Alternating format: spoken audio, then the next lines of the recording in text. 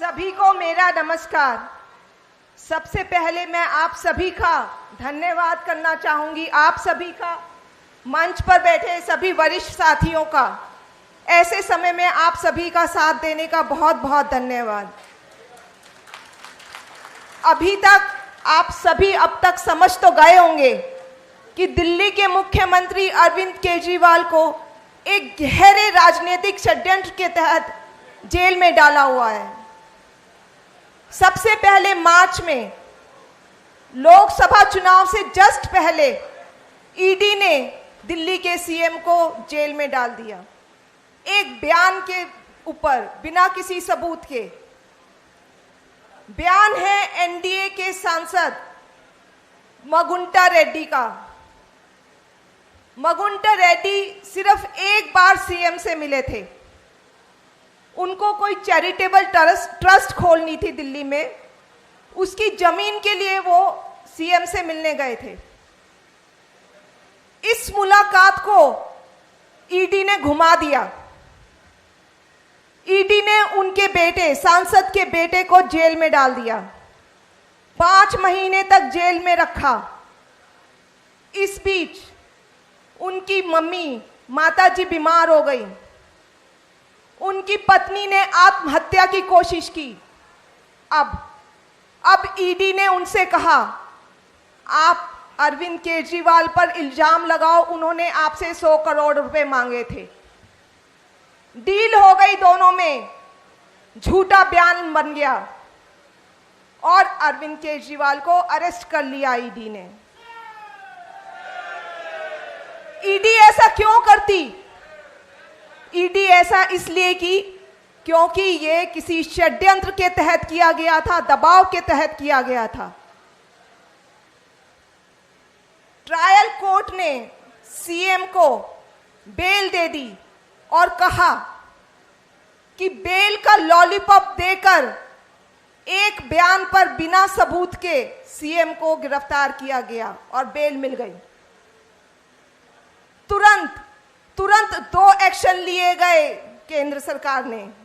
पहला, ईडी अपने वकील के भाई के कोर्ट में, अब भाई तो भाई का ही साथ देगा, अपने भाई के वकील के कोर्ट में जाकर इस बेल पर स्टे ले आई। दूसरा, सीबीआई ने इन्हीं सांसद के बयान पर सीएम को गिरफ्तार कर लिया। मकसद कि सीएम को जेल में ही रखना है, उनको बाहर में नहीं निकलने देना। ये सब षड्यंत्र है, राजनीतिक षड्यंत्र के तहत किया जा रहा है। अरविंद जी को 22 साल से डायबिटीज है। वो इंसुलिन लेते हैं अपनी हाई शुगर कंट्रोल करने के लिए। जब जेल गए तो उनको इंसुलिन नहीं दी गई। कोर्ट जाना पड़ा उनकी इंसुलिन दिलाने के लिए। इसका मतलब क्या हुआ? षड्यंत्र के तहत उनकी बीमारी को नजरअंदाज किया गया।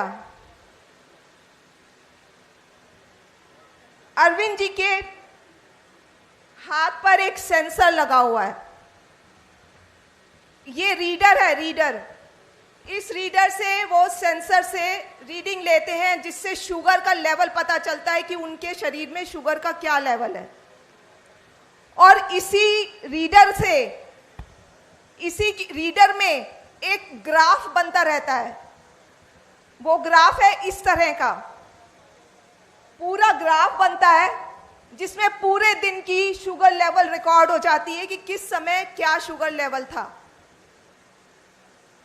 आमतौर पे अगर 70 से नीचे शुगर जाती है तो पेशेंट को कपकपाहट होती है, घबराहट होती है, पसीने छूटते हैं। ये सब लो शुगर के सिम्टम्स हैं। घर में 5-6 महीने में कभी होता है ऐसा मुख्यमंत्री को, तो हम तुरंत उन्हें संभालते हैं, उन्हें कुछ मीठा देते हैं जिससे उनका शुगर लेवल आ जाए।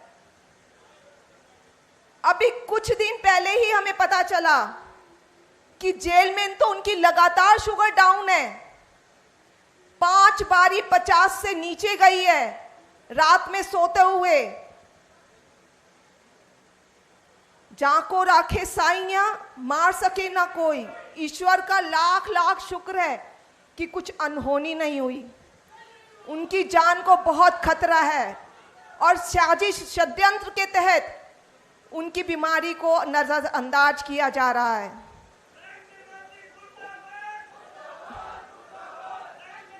ऊपर से एलजी साहब ने अभी एक चिट्ठी लिखी है।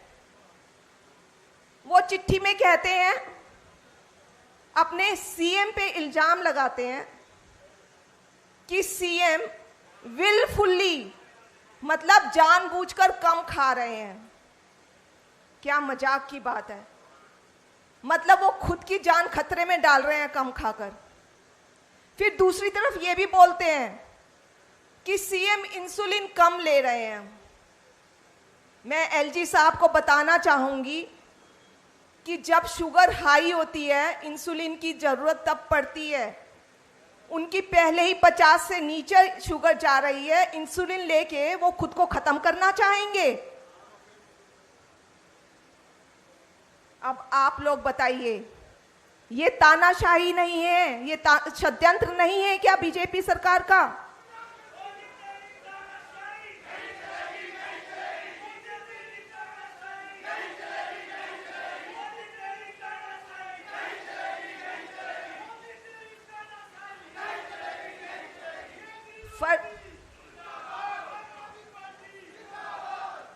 फर्जी केस, सेहत के साथ खिलवाड़ और एक जनता के चुने हुए मुख्यमंत्री को बदनाम करने की कोशिश कर रही है ये सरकार। इनका सिर्फ और सिर्फ एक ही मतलब है, एक ही मकसद है कि कैसे दिल्ली के कामों को रोकना है। क्योंकि मुख्यमंत्री किसी ना किसी तरह से दिल्ली के लोगों का काम नहीं रुकवाते। वो लड़ाई कर करके सब काम करवाते हैं दिल्ली के लोगों का। भाजपा की राजनीति, भाजपा के 7 सांसद दिए दिल्ली के लोगों ने। आप उनसे पूछिए दिल्ली के लिए इन भाजपा के सांसदों ने क्या काम किया है। इन लोगों की सिर्फ एक ही राजनीति है, नफरत की और काम को रोकने की। लेकिन आपके मुख्यमंत्री, दिल्ली के मुख्यमंत्री इन सब बातों से नहीं डरने वाले। वो दिल्ली के लोगों के लिए, वो सभी लोगों के लिए संघर्ष करेंगे।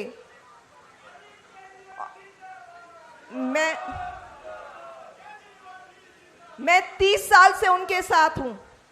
मुझे पता है उनमें सेवा का कितना जज्बा है और मैं आशा करती हूं कि आप सब भी उनका साथ देंगे। धन्यवाद, नमस्कार।